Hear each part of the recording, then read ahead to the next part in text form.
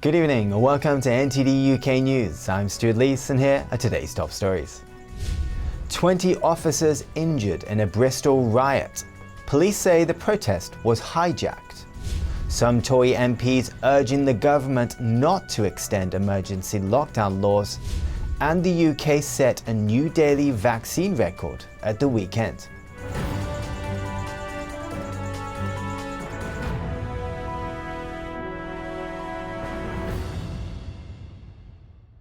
Bristol is recovering after a protest against the police and crime bill turned violent last night.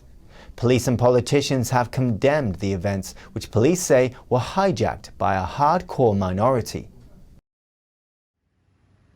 Clean-up has begun in Bristol, with shattered glass, debris and anti-police graffiti on the walls of Bridewell Police Station in the city centre. Police confirmed 20 officers were injured, 2 seriously and in need of hospital treatment. One of them suffered a punctured lung.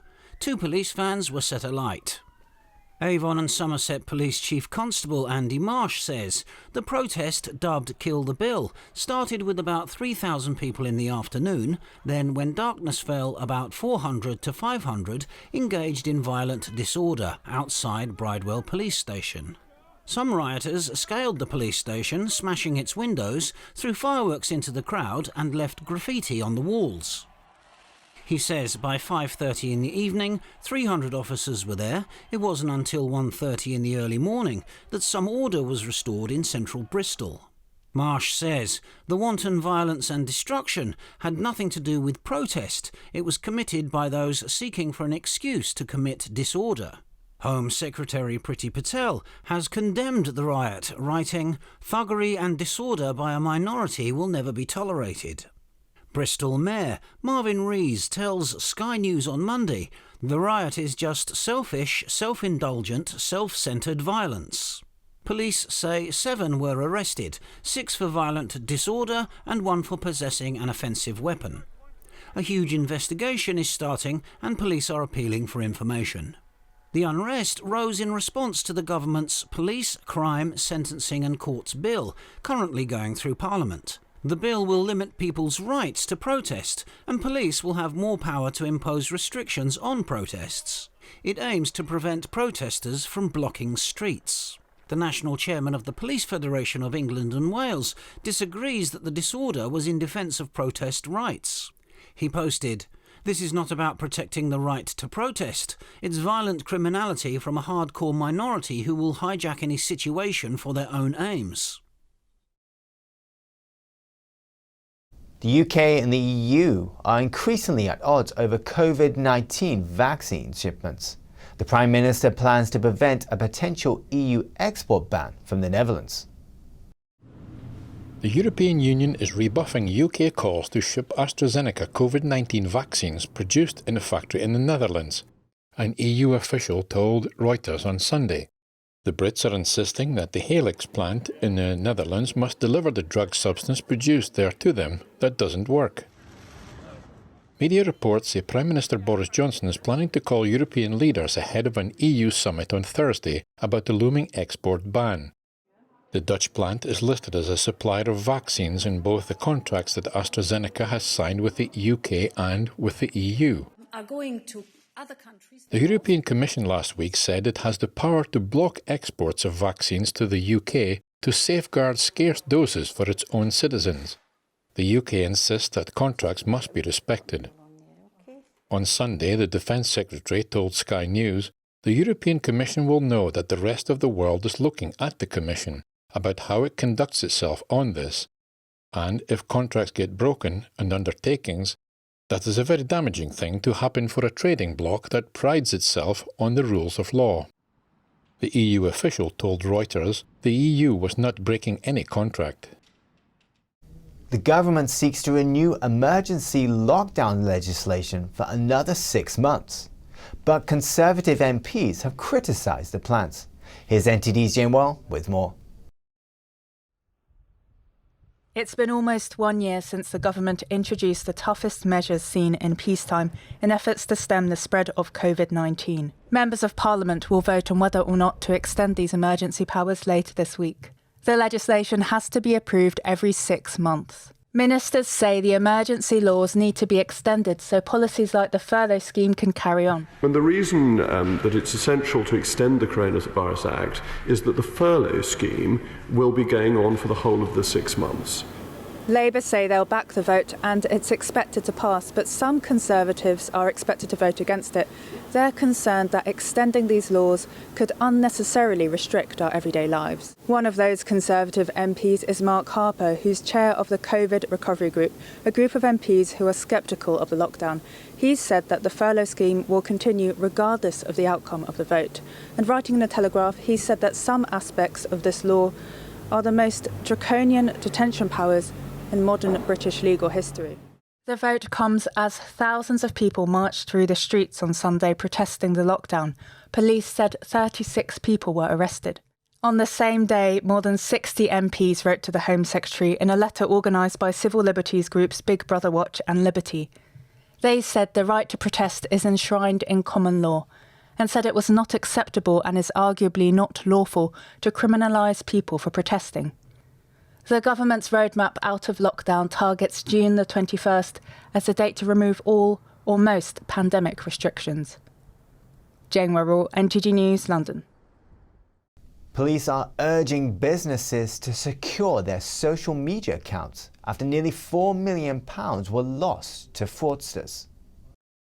The National Fraud Intelligence Bureau says it received over 15,000 reports of email and social media hacking between February 2020 and February 2021. Among them, almost 90% were from individuals and nearly a quarter of victims were aged between 20 and 29. While businesses accounted for only 12% of hacking reports, they lost £3.8 million. Police found that fraudsters hack people's email and social media accounts to access their personal information, then use it to commit fraud. They often target the victim's family and friends. Official data shows more than 27.6 million people in the UK, as well over half the adult population, have received at least one dose of a COVID-19 vaccine. And a daily record of 844,000 doses were administered on Saturday. NTD's Neil Woodrow reports. The UK reached a vaccination milestone on the weekend after over half the adult population has now received at least the first dose of a COVID-19 vaccine. Number 10 wasted little time in putting the news out on Twitter. Then on Sunday, Matt Hancock announced that a record number of doses were administered in a single day. Both of them have been encouraging everyone to get the jab when they get the call to do so. Some 2.2 million people have had both doses of a vaccine. With 33 new deaths recorded on Sunday, the UK saw the lowest daily COVID-19 death figure since October.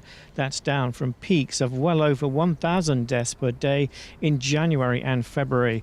On the other hand, a total number of 126,155 people have died in the United Kingdom within 28 days of testing positive for COVID-19. Johnson today flagged up the rise in cases on the continent. He said experience shows us it could wash up on our shores. And I expect that we will feel those effects in due course. That's why we're getting on with our vaccination programme as fast as we can. Dr. Mary Ramsey, head of immunisation at Public Health England, gave a reminder on BBC One regarding COVID-19 vaccines and immunity. She said having the vaccine gives oneself protection, but it doesn't necessarily prevent spread or potentially passing it on to others. According to its roadmap out of lockdown, the government does not expect to remove all legal limits on social contact earlier than 21st of June. With the numbers getting better, many people are thinking about foreign travel. The government's Global Travel Task Force will report on April the 12th. Neil Woodrow, NTD News, Epsom, Surrey. Chancellor Rishi Sunak is reportedly going to wait before introducing an online sales tax. The tax is seen as levelling the playing field between high street and online shops. NTD's Patrick Hayden brings us more. But we will recover. The Financial Times reports Rishi Sunak is to delay the introduction of an online sales tax. The tax is seen by some as a helping hand to high street retailers, whose businesses have been hit hard in the last year. The Times quotes officials saying Sunak wants to see if the US is going to support a global digital tax, led by the Organisation for Economic Cooperation and Development, or the OECD. But many high street businesses favour a reduction in business rates rather than a new online sales tax. The Times reports that a new 2% digital tax would bring in £2 billion a year, whilst business rates currently generate £30 billion. One partner at the Clifford Chase law firm told The Times that the OECD tax would not hit the same companies as a domestic online sales tax. He says the OECD's plan targets multinational tech giants and not domestic companies. This has led some to believe that waiting for the OECD to act is not the real reason behind the delay. Patrick Hayden, NTD News, London. The government revealed at the weekend its proposals to cut unfair parking fines issued by private parking firms.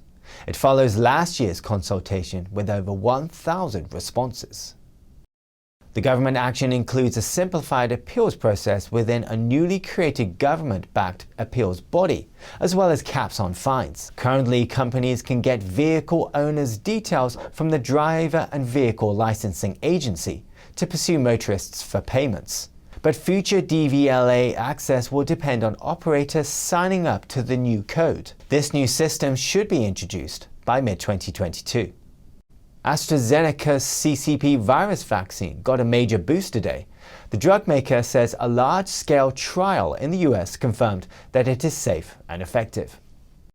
Trials of AstraZeneca's vaccine in the United States, Chile and Peru found the vaccine to be 79% effective at preventing symptomatic COVID-19. Crucially, results also showed that it doesn't increase the risk of blood clots. Many Asian countries are relying heavily on AstraZeneca vaccines. The shot is being used in inoculation programs in Australia, South Korea, the Philippines, Vietnam, Thailand and India. Leaders in Asia have sought to boost public confidence by taking the AstraZeneca shot themselves. Taiwan's Premier Su Tseng-chang getting his jab on Monday. So far, after 30 minutes, the spot where I received the shot doesn't hurt, and my whole body doesn't feel any soreness, and I don't feel feverish at all. The vaccine has already been approved for use in more than 50 countries.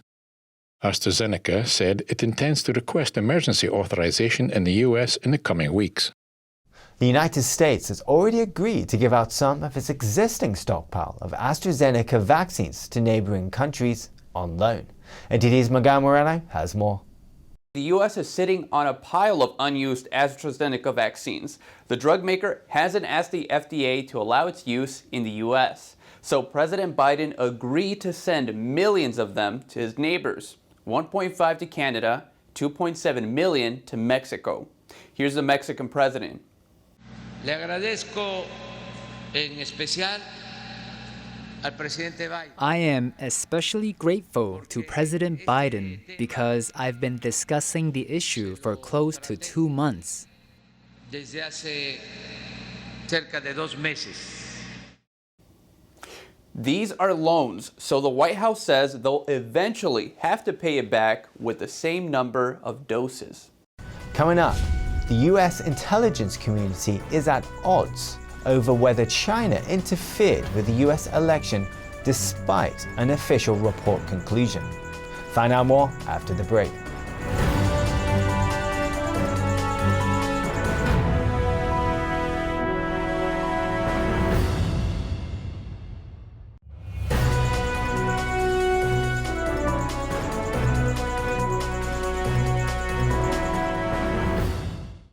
And it looks like the Biden administration's changing its message to migrants heading to the US-Mexico border.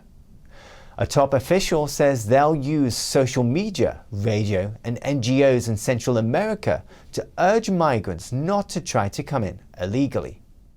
A top U.S. official says the government will be more aggressive in telling migrants not to come to the United States. The message isn't don't come now, it's don't come in this way, ever.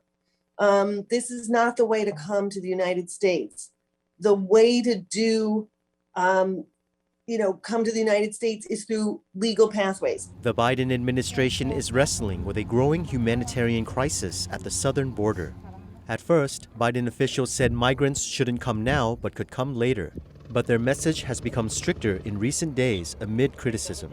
We're going to be more aggressive, more agile about getting our message out. We're going to try and combat the smugglers' messages, and make sure that people understand the truth. On his first day in office, President Biden signed executive orders to stop construction of the border wall and suspend deportations. New guidelines also prevent ICE agents from apprehending a large proportion of illegal aliens, unless they get permission first. Former ICE Chief Tom Homan told the Epoch Times, "What Joe Biden and this administration has done is made our whole nation a sanctuary city. The administration is turning immigration law enforcement on its head." Last month, border authorities caught over 100,000 illegal aliens at the border. That's a 28% increase compared to January. And two categories increased over 100%, family units and unaccompanied minors. The National Intelligence Council published its report on foreign interference in the 2020 US elections.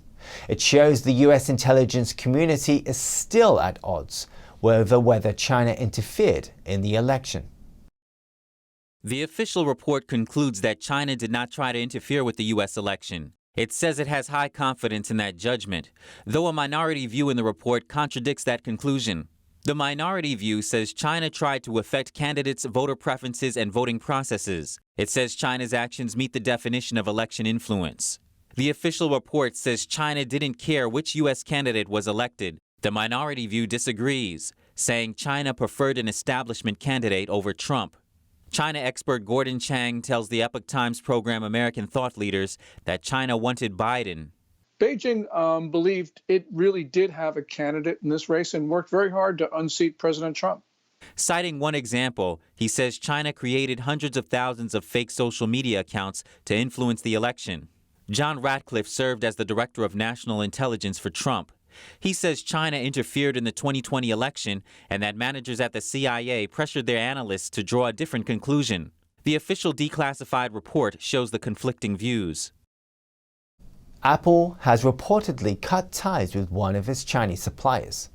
The component maker Ofilm Group is accused of helping the regime transfer ethnic minorities out of China's Xinjiang region to work elsewhere. The BBC reported that the Chinese Communist Party's transfer of minorities is for the purpose of thinning out of the population. It's by transferring hundreds of thousands of Uyghurs and other ethnic minorities from Xinjiang to new jobs far from their homes. An insider told Bloomberg that Apple is believed to have ended its contracts with Ofilm over these concerns a few months ago. Chinese tech giants are reportedly trying to bypass Apple's upcoming privacy rules. The aim is to continue tracking users without their consent. NTD's Tiffany Meyer brings us more. Chinese tech giants are reportedly trying to bypass Apple's upcoming privacy rule. The aim is to continue tracking users without their consent. In the coming weeks, Apple is expected to update its iPhones. The company says this will give users more privacy. Companies and app developers will soon have to ask users for permission before they can gather online tracking data. This data is used to serve users targeted ads. In response, the regime-backed China Advertising Association launched a tool that evades the privacy measures. Chinese tech giants like WeChat's developer Tencent and TikTok's developer ByteDance, among others, are already testing the tool. That way, they can continue tracking online activity without users' consent. That's because most users are expected to not give permission to online tracking. According to the Financial Times, the new privacy rules are expected to deal a multi-billion-dollar blow to the online advertising industry. That includes China's advertising market. Apple released a statement saying, quote, "We believe strongly that users should be asked for their permission before being tracked. The App Store terms and guidelines apply equally to all developers around the world." The Financial Times did not say whether non-Chinese app developers are looking to bypass the security measures. Aircraft mechanic Don Yip is one of many thousands leaving Hong Kong after the imposition of a draconian security law last year and 2019's pro-democracy protests. Unlike many others, though, he won't leave without his pets. After China's new national security law to quell unrest and tighten control over Hong Kong, 40-year-old Don Yip decided it was time to leave, but not without his pets.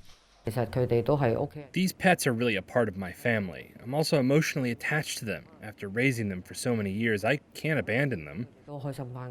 Yip made plans to settle in the UK after a new visa scheme for those with British national overseas passports. As part of that, Yip has spent over $14,000 getting ready to relocate his 3 fluffy huskies and cat, including transportation, vaccinations, and processing medical documents.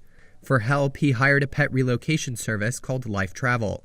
Diana Chan is the company's founder. She says her business surged in 2019 when Hong Kong faced months of protests. From 2017 to 2019, our business of transporting pets increased threefold. We expected it to increase because there was the social unrest. Official numbers show a 35% increase in animal export certificates from 2018 to 2020. Animal welfare group the Society for the Prevention of Cruelty to Animals also said demand for pet microchips is now 4 times what it once was. Countries like the UK and Australia require them for pets coming in. Jane Gray is with the SPCA's local chapter. Of course it will be stressful, but the way I look at it as well, it's a short-term stressful event for maybe 24 hours when you're talking about the rest of an animal's life. Last month, Yip, his girlfriend, and her daughter prepared their 4 pets to make the long journey. They carefully sealed them into kennels and said goodbye before reuniting again in the UK. With many high-earning employers not expected back in the office full-time, the home nesting that became a feature of the pandemic is set to continue. That's according to a new report by management consulting company McKinsey. NTD's Jasmina Davis reports. Lockdown has seen people buy their groceries from the comfort of their own home and replace it at night at the theater with Netflix on the couch. According to a new report by McKinsey, that's likely to continue post-pandemic. The analysis is based on surveys of consumers in China, France, Germany, the UK, and the United States. Online grocery shopping was one big winner, with its share of total grocery spend doubling in some countries over the past year. McKinsey also found that older shoppers, once hesitant to use e-grocery shopping, were forced to do so out of necessity and are likely to keep the habit after the pandemic. It's a similar story for at-home entertainment services, with more than 60% of consumers across the 5 countries saying they intended to maintain some subscriptions they started during lockdown. That could signal a longer-term drop in demand for cinemas and theaters. Over 1 in 5 consumers surveyed said leisure travel was one of the top activities they were excited about restarting post-pandemic. But whether routes and prices they were used to will still be available is an unknown. McKinsey expects business travel to drop by 20% after the pandemic, pressuring airlines which previously subsidized leisure seats with profits from business class. While leisure travel demand will not drop, airlines may be forced to offer fewer direct routes and bump up prices to recoup the shortfall from business. Jasmina Davis, NTD News. Pubs and restaurants in London are turning to crowdfunding to stay afloat. One UK-based platform says it's seen a huge increase in donations over the past year. Faced with the CCP virus outbreak and a dispute with their landlord, the India Club restaurant in London saw its future threatened. So it launched an online crowdfunding campaign in January. So far, it's raised over £45,000. It's really shown, I think, human kindness in these really tough times because it's a difficult time for everyone. She saw donations not only from old-time customers, but even from people in Australia who had never visited the restaurant but were moved by the story. It was set up in the 50s and it's always meant to be a place of friendship between India and Britain. So it's so much more than just a restaurant and a bar. So we really do feel a responsibility to carry it on for future generations. And they're not the only ones. The Lamb pub in North London also turned to crowdfunding. A successful campaign brought the pub, which is over 140 years old, back from the brink. It raised nearly £25,000. We knew that would be light at the end of the tunnel eventually, and to be unable to continue operating the pub when we knew that in a few months' time it would be back to normal, would have been terrible. UK-based crowdfunder says over £40 million have been raised on its site since last March. There's about a 230% increase from the year before. The Lamb pub's landlord says, thanks to crowdfunding donations, the pub should be able to survive until they can open in May. An Arctic walrus was spotted on a Welsh coast in a rare sighting on Saturday. Animal rescue experts believe it could have been seen previously in Ireland. The walrus was found resting on the rocks along the Pembrokeshire coast, and some animal charities sent animal rescue officers to observe it. They believe it was the same one spotted in Kerry, Ireland, last week, 300 miles away from Pembrokeshire. An officer from Welsh Marine Life Rescue says the walrus, as big as a cow, is a young one as its tusks are about 3 inches long. She said it looked rather underweight but uninjured. Ellie West from the RSPCA believes the walrus travelled a long way in search of food. Apart from it being very, very, very surreal and very, very unusual, I have to admit my main emotion is feeling quite sad that this poor guy's turned up over here on a very, very long journey, very, very far away from home. After a few hours' rest, it headed back to sea and swam away. Arctic walruses are very rarely seen in the UK. West says no walrus has been spotted so far south in British waters. That's the news for today, and thanks for tuning in. I'm Stuart Lees.